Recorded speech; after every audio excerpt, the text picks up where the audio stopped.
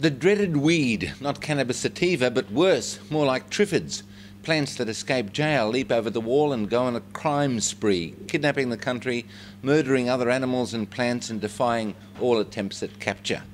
3 precious blackberry plants, bought in pots on a square rigger from England to Hobart in the early 1800s for their delicious blackberries. 17 years later, blackberries were running over Tasmania. Gorse from Scotland, planted as hedging, took over the fields as well.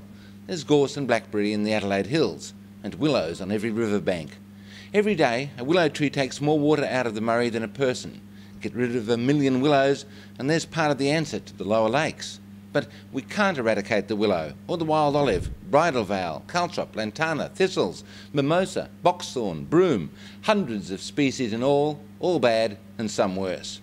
They've escaped from suburban gardens, out of plantations and into the bush, on the lam from planted pasture.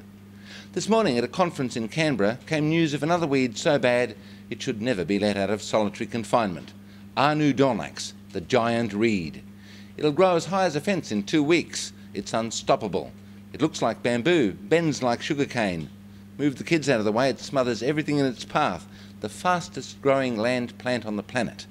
It's being trialled in Australia now as a biofuel to save us from global warming. Tim Lowe, a biologist of international standing, told the conference that for biofuels to make a difference to climate change, they will need to be grown on a massive scale, vast plantings, and weeds will do what weeds always do. The Invasive Species Council says most plants considered as biofuels have the potential to do more harm than good. Drive less, or drive a more fuel-efficient car. But before you put a dollop or a drop of ethanol in the tank, what would the triffids want you to do?